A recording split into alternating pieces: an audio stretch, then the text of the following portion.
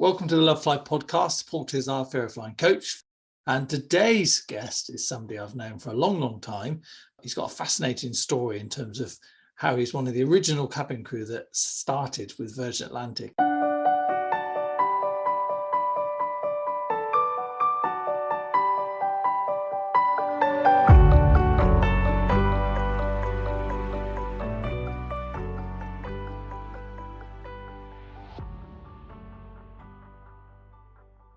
Over the years of knowing Pete, he shared these stories, and I just thought it'd be great for the Love Fly audience to hear from somebody who started all those years ago what it was like with a new airline, start with nothing in place. And I just thought it was really interesting. So today, that's the plan. So welcome, Pete. Hello, how are you?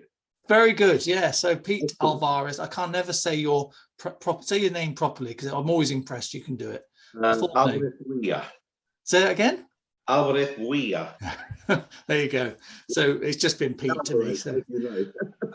So when I knew Pete, Pete was in charge of customer service training at Virgin Atlantic, but prior to that, you had a long career as cabin crew for Virgin and from the start. But you also worked for Laker before, was that? I worked for Laker Airways, which probably a lot of people won't even know. Interestingly enough,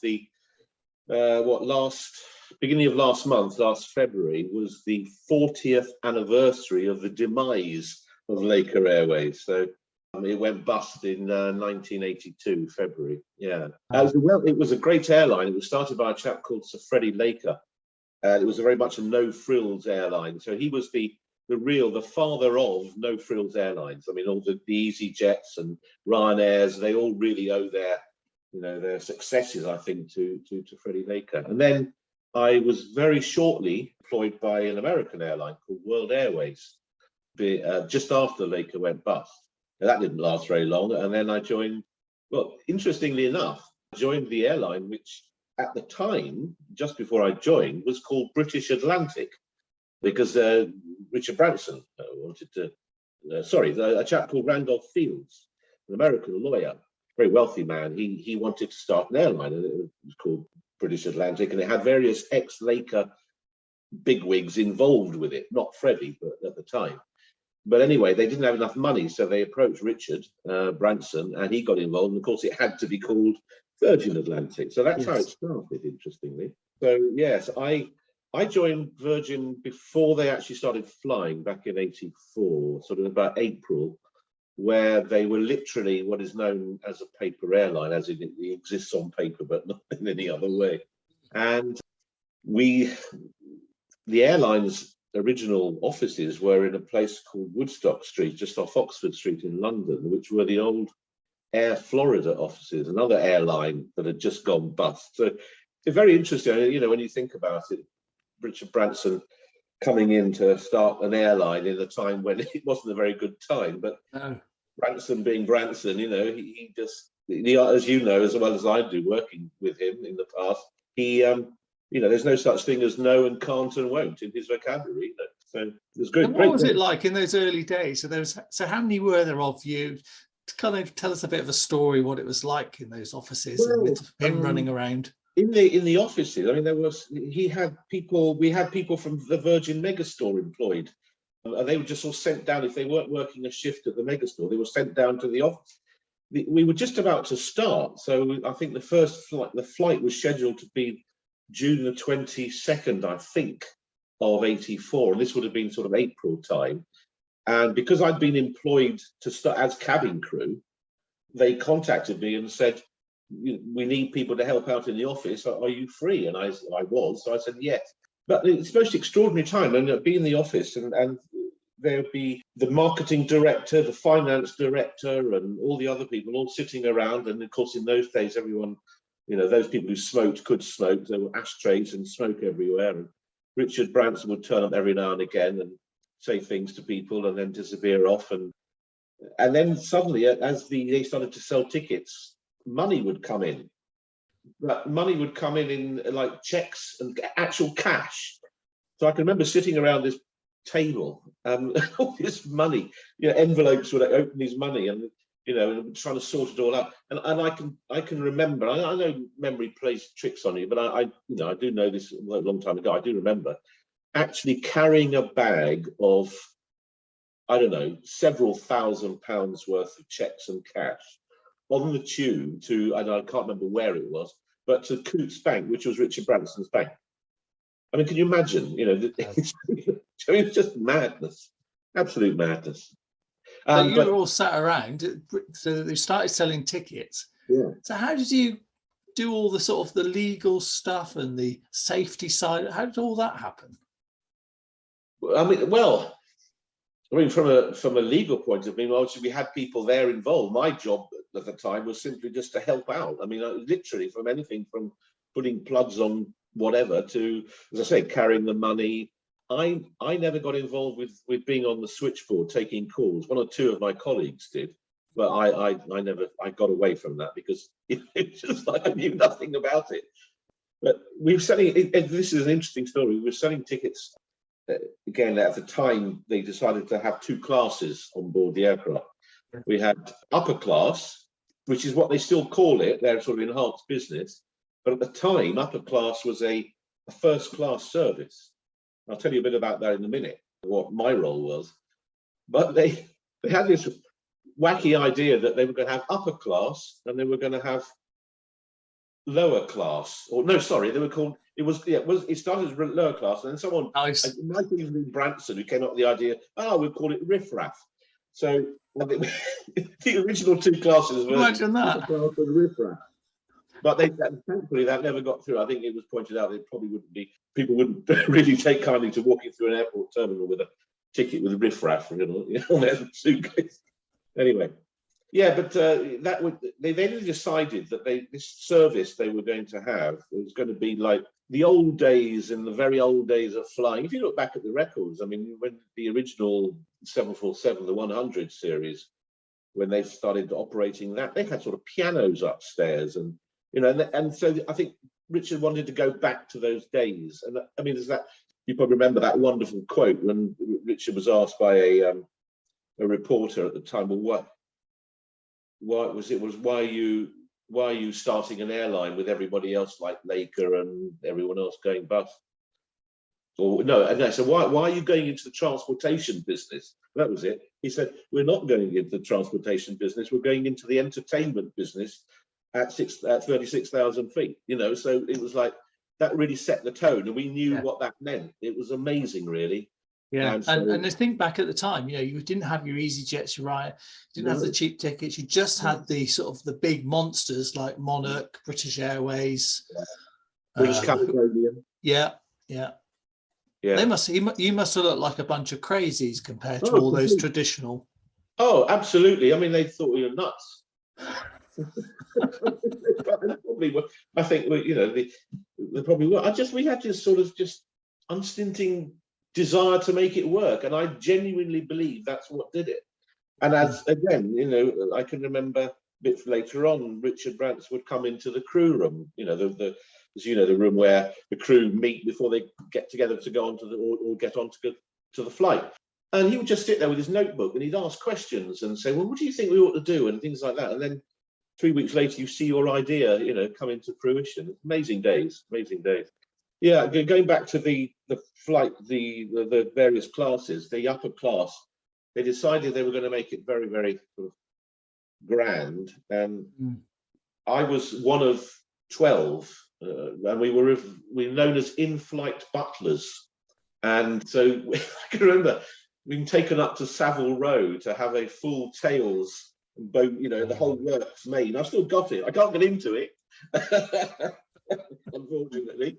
Not now, anyway. But yeah, absolutely amazing. And we were trained at a place called Maxine's in Paris, Maxine's of Paris, but in their London branch. So we went through all the training of silver service and how to open a bottle of champagne properly, and how to serve wine and all that stuff. Great fun. And then when we did start flying, you had to carry not only your bag, your suitcase, and not only your, as you know, a cabin bag, your carry-on bag with all the stuff you need for the flight, but also this suit carrier full of this stuff which you changed into on the aeroplane upstairs. absolutely nuts. Was that popular? Did people go for it? Well, yes and no. I mean, it was very expensive. It was, in fact, and again, I don't quote me on this, and it's just my recollection. But I remember something like £1,333 each way, or one way, which I believe was just about the same price as Concorde. So, it was, and Concorde, of course, got you there a lot quicker, but nowhere near as much fun, I don't suppose. No. But we had. And was it fun? Was it? I can't imagine. We had on in-flight entertainment. I mean, as a real, Richard gave out that for entertainers, all sorts, singers, magicians, poets, all sorts of stuff, that their flight would be paid for, and I think their first night of accommodation in New York or London, if they're going the other way, and they would do this in-flight entertainment. I don't think we did it on the way, but I think it was only on the way out. But anyway, whatever.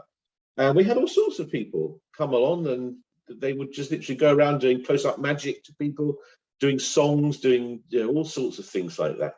Yeah, and just in upper class, not in riffraff.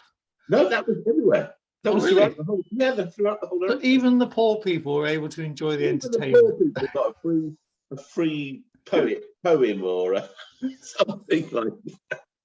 Yeah, but I mean the food. I mean, I'd still got the menus somewhere. We had beluga caviar. I mean, really expensive beluga caviar. And lobster, really good champagne and all that stuff. I mean, the food, and quail and all stuff. Obviously, like yeah. Well, who doesn't? It was brilliant. Interestingly, going back to your point about was it popular? Yes and no. It was popular in the sense that we carried quite a few people, but a lot of them were the kind of rich and famous, and a lot of them were the current pop stars on the Virgin label, who were traveling across, and I don't suppose they paid for it. But a couple of memorable things for me. One, I remember we had Brian Ferry. He was going across, and it was just him and his wife. The upper deck of the Stat 747, our very first one, was it had 8 first-class seats upstairs with a lounge area at the back. And I think he paid for the whole lot, so it just him and his wife could be on their own, and they were charming, lovely people. And the other one, which is a big one I remember, was Sister Sledge, the group Sister Sledge.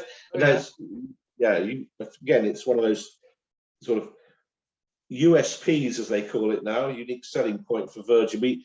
For the boarding music and stuff, we didn't have, like British Airways would have Mantovani or the Mike Sam Singers or something. We had the current, raw stuff that was going on at the time, if you can call it that, of which one of them was Sister Sledge. I can't imagine that as boarding music. Yeah, Sister Sledge doing Frankie, Frankie. Anyway, and they were on board. They were on the upper deck, the whole family, because they were a family with their mother, who was their manager, and they had quite a few other people down the back in their crew, their team. But they were all upstairs, and it just so happened I just been downstairs to grab a tray of champagne to bring it up the spiral staircase, and Frankie starts coming on the PA system of the boarding music, and then they all get up and start dancing to their own song, and I'm just standing there with my tray of champagne, watching Sister Sledge giving me a personal performance. Oh, amazing! And that was quite extraordinary, quite surreal, really. I think even the pilots came out to watch as well, because they could hear it as well. Yeah, that's just it sounds mad now, but it really was. I mean, now we sort of take it for granted, and Virgin's a lot more grown up, and it's a long time since you left, and same for me. But do you think back to those early days? That was quite anarchic, wasn't it? It was, but and I think a big but. We took it seriously. We had fun. But everything in terms of like safety and everything, again, to go back, we only had the one aeroplane, Romeo Golf, as it was known in the business, maiden Voyager. Incidentally, a nice bit of story about that aircraft. Bearing in mind, 1984 was kind of not long after the Falklands War, and as you know, it was Argentina was the thing. Now, we were contracted, we being Virgin, were contracted to carry troops from the UK down to the Falklands, because I think one of their aircraft was going into maintenance. So as often happens, they'll just put out a tender, and Virgin got the agreement to carry the troops down. And I was lucky enough to be on one of those flights, because it stopped at Ascension Island on the way down. So I was on the leg going from Gatwick, or no, I think it was Brize Norton, remember rightly. Anyway, Brize Norton to Ascension Island, and then another crew would take it on from there to the Falklands, which is what happens. Yeah, good fun. I managed to stay in Ascension. It was good fun. But the interesting fact is that aircraft was second-hand. Richard bought it. I think as he says in one of his books, the biggest check he'd ever written out, like 20 million or something, whatever it was. And that aircraft had previously been operated by Argentine Airlines, Aerolíneas Argentinas.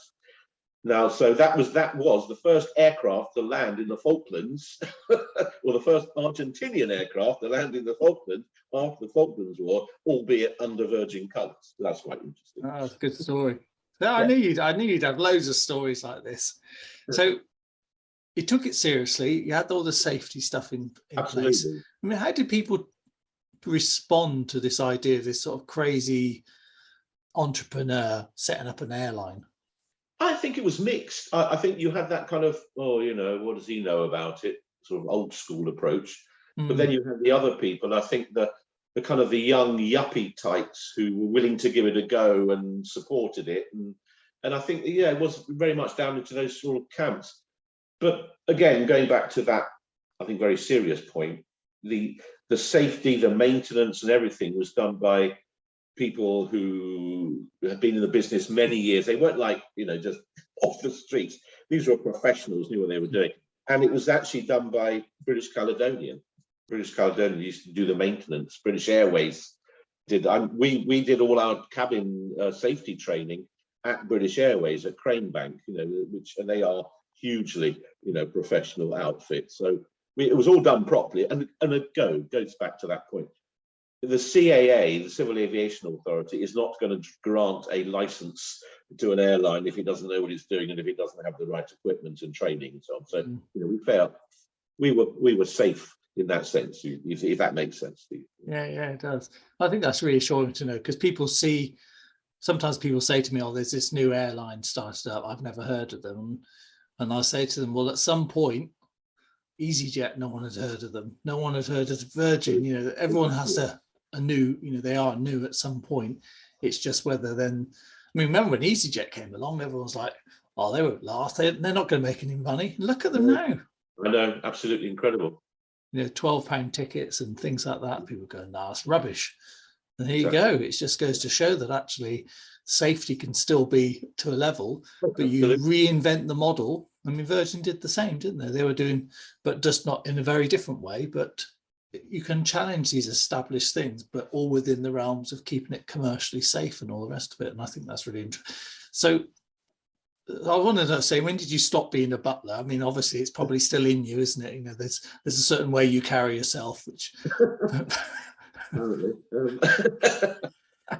Well, the thing was that upper class service, the first class with the butlers and everything, it didn't last that long. It was only a few months. I don't think people were really, the business people weren't really prepared to pay for this, I don't think. So they had a rethink and decided to get rid of that level of service, still have that, call it upper class, but it was really an enhanced business class compared with other carriers.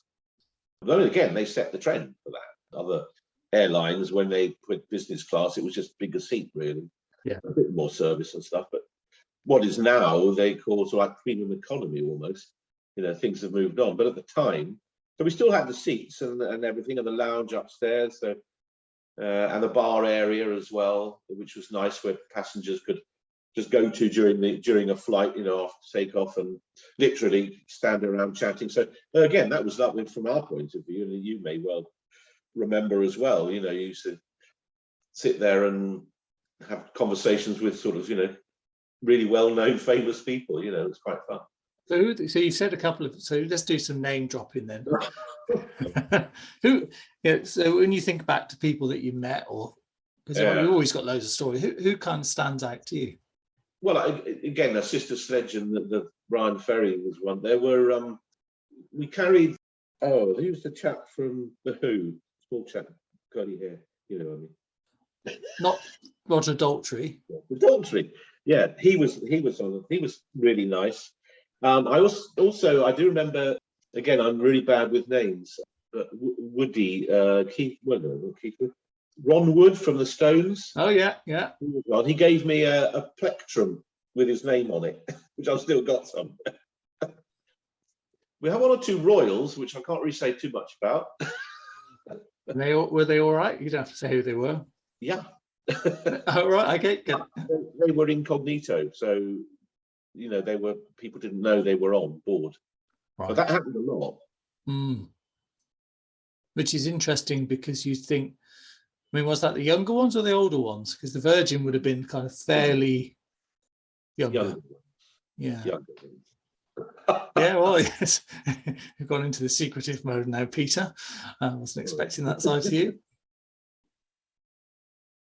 How long did it take for the airline to sort of start doing more than a couple of routes? Because I joined in probably, when was it, 93, and I think you had about 8 aircraft then? Yes, we went from 1 aircraft in 84. We then got a second aircraft, I think in 85 or 86. And that's when we doubled our fleet to 2 aeroplanes. That's, I think, when we started doing Miami, and then we did LA. Then I do remember when we bought 2 second-hand aircraft from Singapore Airlines. I can't remember which ones those were now, but I remember being part of the team that went over to pick them up, and that was great fun because we'd arrived there and we had to go through all these tests and checks, and we had a deadline because as of a certain time, like midnight on one night, the aircraft became legally Virgins and no longer. So if anything happened after that, it was down to Virgin to sort it out. So I was part of the in-flight team. So we had engineers, pilots, the whole lot down there. But we were part of the team that had to literally check every single galley, all the ovens worked, the storages, the clip, the safety things for all the containers, everything, the loos flushed.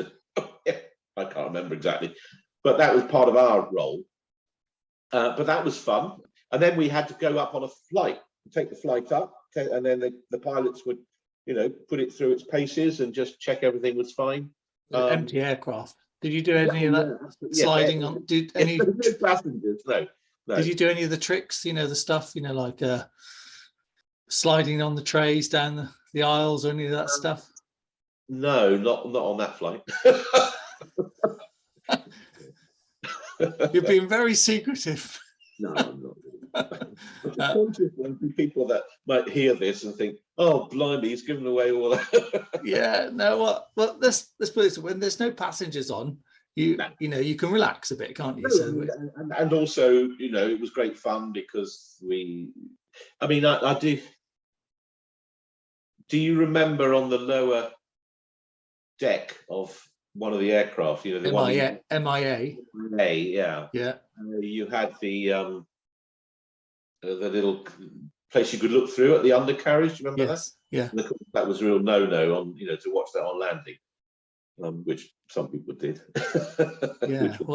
That was normally on. That would have been on a flight when you didn't have passengers on, obviously. No, I think it's. I love all those stuff, and I love the fact that the energy that.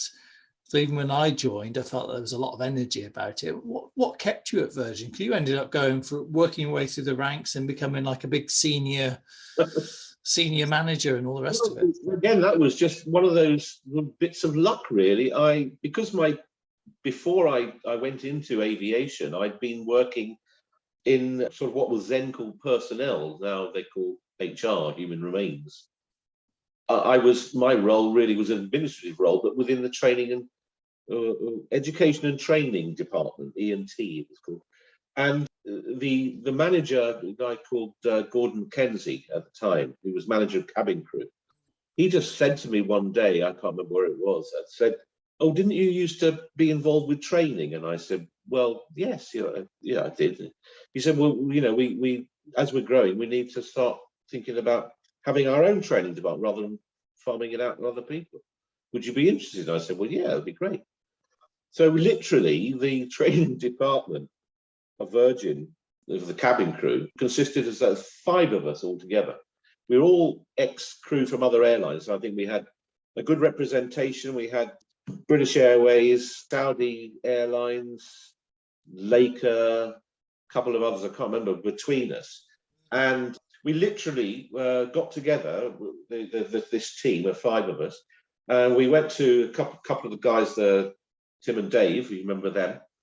We went, sat around their kitchen table and said, "Right, well, where do we start? What do we do? We need to come up with a proper training department and training scheme to do all the aspects, the safety training, the in-flight service training, the AVMed, the aviation medicine training, and all that." So we just literally put that all together. This was before computers or anything like that, so we were all writing things down, and we all brought in our manuals from that we'd managed to purloin from other ex-airlines and come up with the best bits. And I think that's what we did. We created a really good training course, taking all the best bits, from all the different people, yeah. and that worked out really well. That seems bizarre to think of that, because by the time I joined the training department, there was about 50 or so people in it. I know. Well, again, I had a little time when I left cabin crew section to go over to work for Virgin's sort of the main thing within the commercial air. I was commercial training manager, but I'll be honest, it wasn't me. I really missed the buzz of being amongst flying people. So I was lucky enough to get given the role of the, as you say, the cabin crew and customer service training manager. So I was responsible for the training of all the cabin crew, which is, well, of course, where you came in with the flight. Were you flight skills? Right? I was, yes, flight skills, yes, service training. I mean, I was there for a couple of years, and then I started the Flying Without Fear program. I remember that. Yeah, so it seems like a million years ago now, doesn't it? But it does. I mean, I'm sort of remembering things I thought I'd forgotten, which is quite amazing. Yeah, but it's good days. From my point of view, I was able to still fly occasionally, but as you know, you have to fly within a certain amount of time, otherwise you lose your license and all that stuff. So it got to a stage when I just couldn't carry on doing that and keeping up to date currently with all the different safety aspects of different aeroplanes, and I just thought I'm going to stop that, and then I just concentrated on the management side of stuff. So I ended up with, I think it was about 74 people in the department in the end, which was quite extraordinary. And that all just started. So I love listening to that. And I was, because when I came in, it wasn't even that big then, but it was just hearing the journey going from like nothing, and then helping out in the office, and then being a butler, and then flying, and then working way up. And I just think it's really interesting. And now when you look at it, it's like a mature, sophisticated airline. I still see some elements of the original spirit there, but it's a bit more, probably not grown up, that's the wrong word, but just mature, I guess, isn't it? Yeah, I guess. Yeah.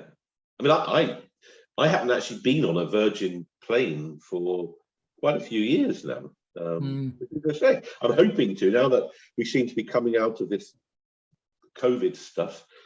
I'm hoping to. So one of the things I always ask people at the end of the, near the end of the interview is to say, based on your experience of it, and it's been quite extensive with different airlines and all the rest of it. Yeah. What sort of messages would you give to nervous flyers who don't feel as sure about flying as we both are? I think for me, it's quite simply that object that's flying through the air is not there It just didn't happen by accident. It's the amount of work and expertise that goes into designing it, keeping it going, flying it, and everything is extraordinary. And I can honestly say that in my entire flying career, and that was many, many years, flying as well as everything else, I never ever once doubted the capability of any of the people I worked with to ensure that everything was absolutely right. And I've been on flights when they have decided not to wait until something was absolutely right, and it could be something that you get into your car and you go off. Oh, I should have checked the tunnels, but I'll carry on. That doesn't happen in aviation, No. It just doesn't happen. So things like that just make you realise that it is. And again, you go back to the old statistics. It is the safest form of travel. There's no question about it. It really is. Did you ever have any flights where you were it was a bit scary, like a bit turbulent or something? You thought, oh, what the hell was that? Blimey, I've had those. I remember one particular one, which was that was in Laker Airways. In Laker, we had the 707s as well as DC-10s, and I was on a 707. I think we were flying over. We were doing the leg across the states from Bangor to Maine, and that goes over some pretty mountainous terrain, and you get a lot of clear air turbulence over that, as you know. Yeah. And I was working down the back of the aeroplane, and one of the services we had in Laker is we used to serve wine with the meal, which sounds very grand, but it was actually trays with these little, almost like sample bottle, little plastic things about that size. The cheapest wine arrived in a big, big vat, on wheels. Anyway, and we used to lay these up in like red wine, white wine, red wine, and whatever. And then we'd go out with these things, giving each passenger one of these. So we laid all the wines up, and they were on the back galley, shelving. And then we were told to go and strap into the jump seats because we were anticipating some turbulence. And we did. And I can remember sitting down, strapped into my seat at the very back of the aircraft, and watching these trays literally lift. And they seem to stay there for ages, almost like, in space. And then there's crash down, and then the wine just like everywhere. I was covered in it and everything. Yeah, because the thing is that, that's a real thing that happened when you get that type of turbulence. You strapped in to be safe. But were you worried at all? Did you have any concern? No, I never was. The only time that I did tell you about, I had an emergency landing at Manchester, which was, again, that was on a 707. So bearing in mind that 707s no longer fly. Well, not in our world, they don't fly. They might operate them as cargo carriers in parts of the world. I don't know. But they certainly not operated commercially, not in our area. And there was just a problem with the undercarriage. The front undercarriage hadn't locked down apparently. So, and those are the days when the flight engineer could go out into the cabin with one of these things like they used to use for starting an old car. And there was a little thing, literally, and he'd lift up this pad in the middle of the aisle, passengers watching it, and start doing this to lower the undercarriage, to make it go. And then they did that, and it didn't show on the screen, on their screen on the flight deck that it was locked down. So we had a full emergency landing at Manchester. I mean, literally, fire engines and everything following us. He put the brakes on pretty quick, but it was absolutely fun. It was a perfect landing, actually. Yes, it's that was the only time, and yes. You get used to the turbulence, and I'm sure this is something that you would tell people on your sessions and the things that you do. You get used to the noises. It's a bit, when it gets to that stage when it sounds like they turn the engines off. Oh, God, we know that's quite normal. That's what happens every time. And I know a lot of the nervous passengers watch the crew, and they find that reassuring. I always say, don't do that, because, if I came and watched you at your work, what conclusions would I draw? But I do know that they do find it kind of reassuring. They're just going about their job, doing their work, not worried about things, So I think there's probably, you have to decide what works for you. But But then if somebody's run out of chicken and they're looking concerned, you could misread the signal. So this thing, be very careful watching the crew, especially as they're pulling faces at each other when they're serving passengers. Of course, I never did that, but I know other people did. Absolutely not. No. Yeah. It's always other people that did it. Oh, Pete. But one final thing I think from that sort of thing about the fear of flying or whatever is, I always think of that again, going back to that.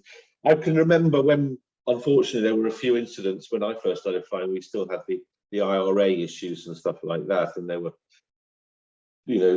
doing terrorist attacks in the UK and things. Then you had people, I can remember carrying Americans over for, we were really worried about coming to England, going to London because of this, that. And you think, well, the chances of you being in that place, it's just like, when that happens, is so minimal. Don't worry about it. If we all worried about things like, we would never do anything. We'd never get in a car, we'd never go to a theatre, we'd never go to cinema, we'd never get in a plane, we'd never go for a walk down the road, across the road. Just think about it. And going back to that point about, every single flight that takes place is meticulously checked, every single aspect of it. And the CAA, and we're very lucky to be in a part of the world, the CAA is definitely, I think, recognised as probably the most stringent and most professional governing body of aviation in the world. So that's good. Pete Alvarez. Brilliant stuff. Thank you very much. That was amazing. It's been wonderful to reminisce on. And I love the stories as well. It's great. I think there's a couple of new ones I hadn't heard there as well. So, so thank you for that. Welcome.